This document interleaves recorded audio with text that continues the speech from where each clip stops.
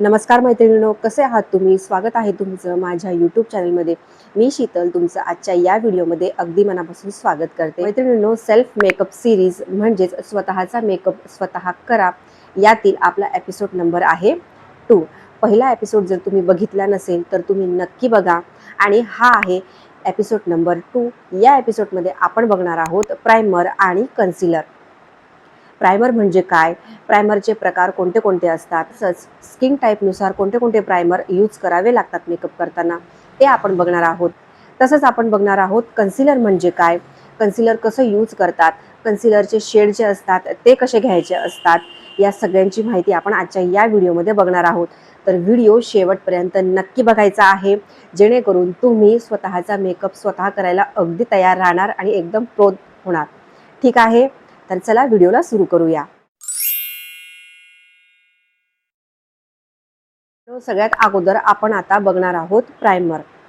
Primer हे का use केलं जातं, प्रायमरचं काम काय असतं ते अगोदर मी तुम्हाला सांगते. तर प्रायमर ही सगळ्यात पहिली स्टेप आहे मेकअपची. मेकअप करताना नेहमी सुरुवातीला प्रायमर लावतात आणि त्याच्यानंतर कोणताही मेकअप प्रॉडक्ट आपण चेहऱ्याला यूज करत असतो. पण प्रायमर लावण्याआधी आपल्या स्किन टाईपनुसार स्किन केअर करावी लागते, CTM करावं लागतं. स्किन टाईप कसा ओळखायचा, तसंच CTM म्हणजे काय हे जर तुम्हाला माहीत नसेल तर हे मी एपिसोड फर्स्टमध्ये सांगितलेलं आहे, तर ते तुम्ही नक्की चेकआउट करा. ठीक आहे. CTM केल्यानंतर मेकअपची सगळ्यात पहिली पायरी असते, पहिली स्टेप असते, ती म्हणजे प्रायमर. आता प्रायमर जे आहे ते का लावणं गरजेचं आहे हे सगळ्यात महत्त्वाचं आहे आपल्याला माहिती असणं. जर ते माहीत नसेल तर आपण स्किप करतो प्रायमर. ठीक आहे. तर प्रायमर जे असतं ते प्रायमर 3 प्रकारे काम करत असतं. ठीक आहे. पहिलं काम जे असतं ते फिल पोअर्स करतं. म्हणजे काय करतं, आपल्या चेहऱ्यावरचे जे खड्डे असतात, जे पोअर्स असतात, ओपन पोअर्स असतात. ठीक आहे. ओपन पोअर्स कुठे असतात, इथे असतात, इथे असतात, इथे असतात, कोणाला कोणाला नाकालाही असतात. ठीक आहे.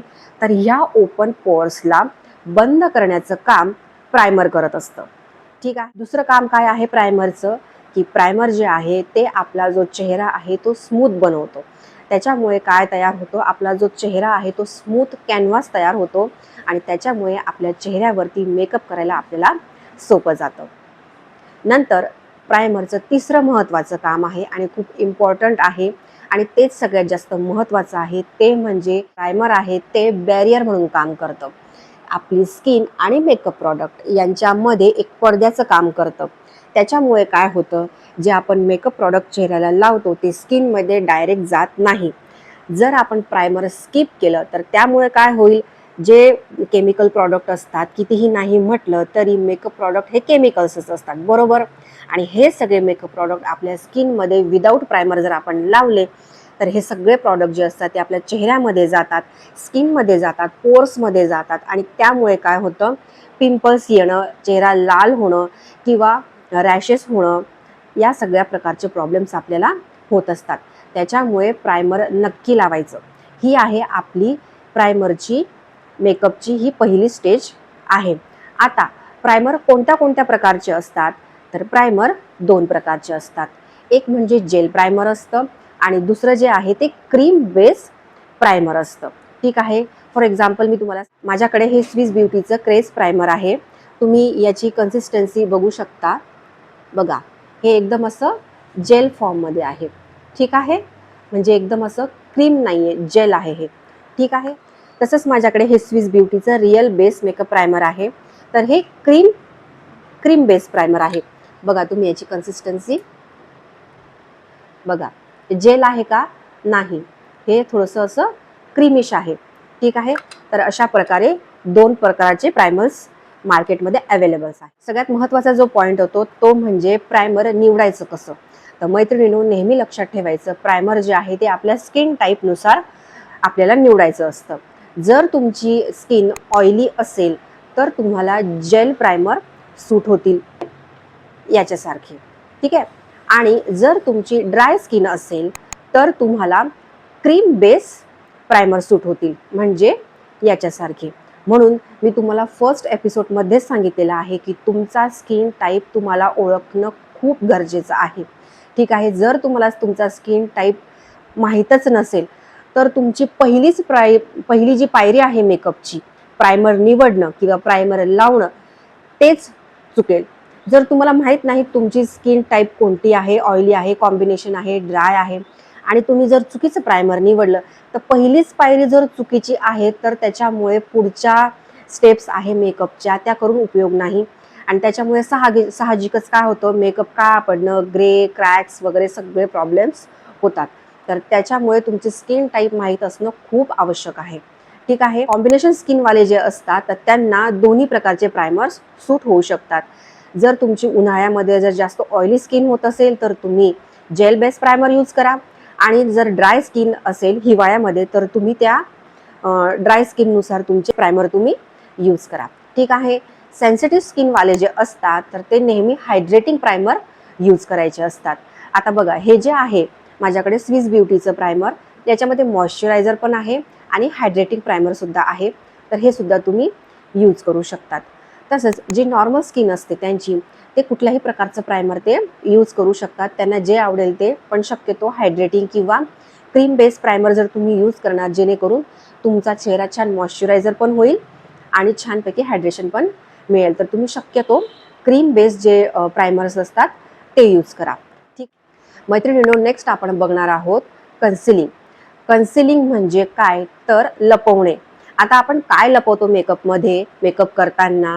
जर एखादा पिंपलचा डाग वगैरे असेल, किंवा आपल्याला इथे सुरकुत्या असतात, किंवा आपले डार्क सर्कल्स असतात, ठीक आहे, इथे सुद्धा काळवटपणा असतो, तो तसाच जर राहिला तर तो मेकअप छान दिसतो का? नाही.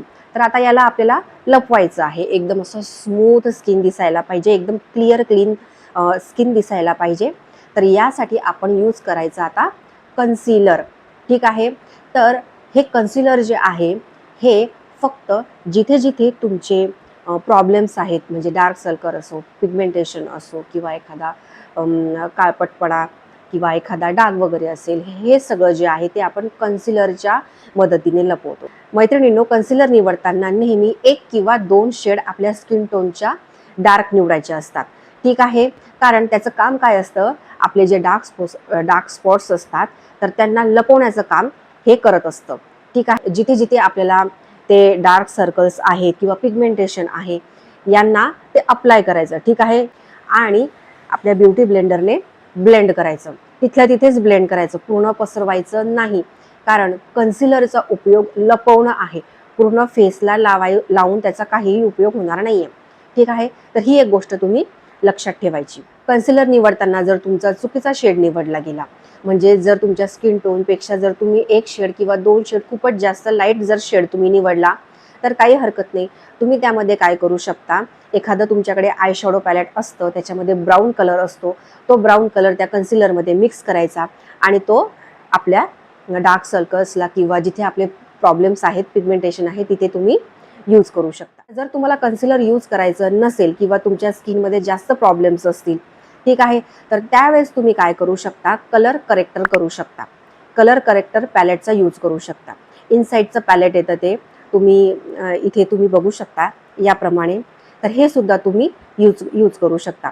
याच्यामध्ये ऑरेंज कलर करेक्टर आहे. जिथे जिथे तुम्हाला एकदम जास्त सिव्हिअर प्रॉब्लेम्स असतील तर तिथे तुम्ही हे यूज करू शकता. त्याच्यानंतर तुम्हाला कन्सिलर अप्लाय करावं लागेल त्याला न्यूट्रलाइज करण्यासाठी, आणि त्याच्यानंतर मग तुम्ही पुढे फाउंडेशन वगैरे यूज करू शकता. पण जसं की मी सांगितलं की तुमची माझ्यासारखी नॉर्मल स्किन असेल, एकच कन्सिलर तुम्हाला इनफ आहे. ठीक आहे. तर मैत्रिणींनो, हे आहे स्विस ब्युटीचं कन्सिलर, तुम्ही बघू शकता.